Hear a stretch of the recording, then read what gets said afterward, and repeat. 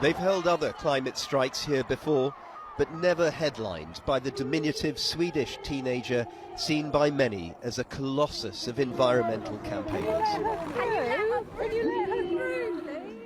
Before thousands, many of them children, in the centre of a rain-swept Bristol, the architect of this worldwide school strike movement took to the stage and delivered yet another trademark message of defiance.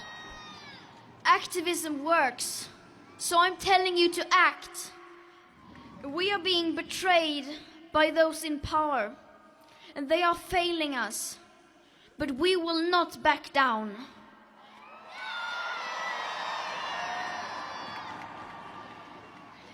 And if you feel threatened by that, then I have some very bad news for you. We will not be silenced, because we are the change, and change is coming whether you like it or not. Well, I will not stand aside and watch. I will not be silent while the world is on fire. Will you?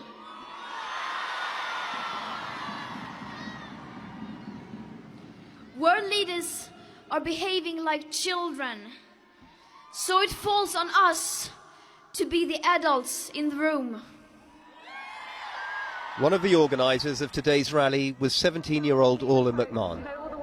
Of course, many people question the value of taking children out of school for something like this. You know, I think Greta Thunberg is a two-time Nobel Prize nominee. She's spoken at the UN, and I think that for any child, getting an opportunity to hear her speak is going to be invaluable education. Thank you, and let's march.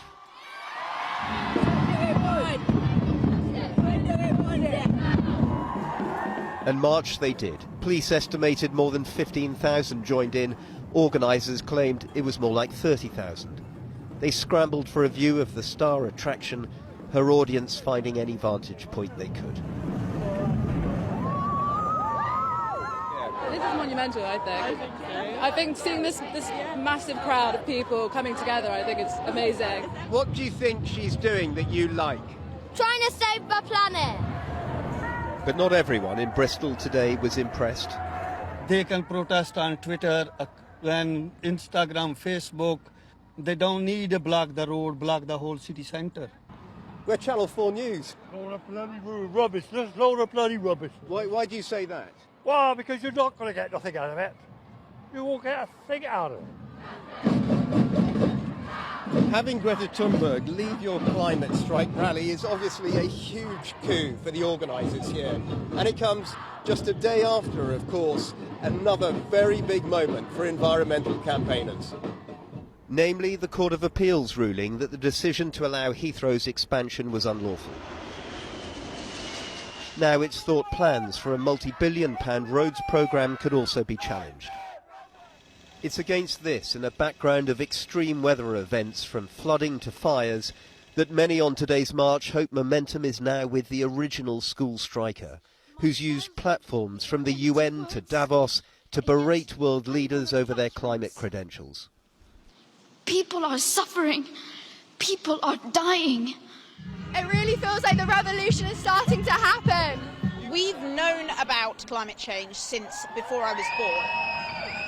The generation before mine should have been tackling it urgently. The best time was several decades ago. The second best time is right now. Greta Thunberg, her image fated in the city where today she marched, and a moment of protest captured in a movement she continues to help define. Andy Davis reporting. Well, this morning we found ourselves on the same train as Greta Thunberg. So as we arrived here in Bristol, I asked her what she made of the ruling that a third runway at Heathrow Airport would be illegal, as the plan did not take into account the government's commitments to tackle the climate crisis. And as you'll see, we recorded that interview on a telephone.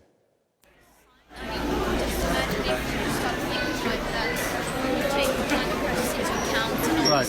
And how important is COP26, do you think, in terms of setting realistic targets and actually implementing the Paris Accord? Do you think this government is living up to those expectations? I don't think any government is doing that. No government, yeah. I mean, no government It's acting in line with the carbon dioxide budget that we have, a 66% chance. Right, okay. So what would your direct appeal be to the British Prime Minister? Listen to the science. Listen to the science. Well, the subject of climate change has received added urgency thanks to the terrible flooding that will continue with the arrival of Storm Jorge. More residents in East Yorkshire have been forced to flee their homes. Emergency services have been checking on people in East Cowick, where the River Aire is bursting through flood defences. Jane Dodge is there. Jane. First it was Kira, then it was Dennis, now it's Jorge. 3 major storms in just 1 month. The wettest place today, South Wales. The Met Office says more than 100 millimetres of rain will have fallen by tomorrow morning. It says that Jorge won't be as extreme as Kira or Dennis, but that's little comfort for people in East Cowick. Water levels here have been rising all day. There's a siege mentality here. Local businesses have donated sandbags. Front doors have been barricaded, but the water levels keep rising. It's a bit daunting. You've moved everything upstairs and it's this waiting game, like whether or not you can go to work or not. If I've been at work this morning and had to come back, and it's just you can't really do anything other than help other people and put the sandbags up. But round the corner it's too late for sandbags. It took just 2 hours for this road to become a river. No pedestrians venturing out now, just a couple of oil drums. Tony and Dan braved the water to check on the levels, but it wasn't good news. I think it's rising about an inch an hour down there. It's essentially just working its way up to the houses. Gardens are now part of a vast lake. The River Aire burst its banks on Tuesday. It usually runs past East Cowick and the nearby town of Snaith. Now it's running through them.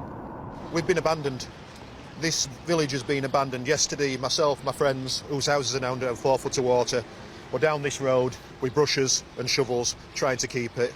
The emergency services never saw them till 10 o'clock last night when we were under 2-3 foot of water. Fire officers have been here again today, as have the local council and the Environment Agency. We caught up with Tony back at his home. The water has covered his lawn and is now close to his front door. If it gets in, then I'll stay upstairs.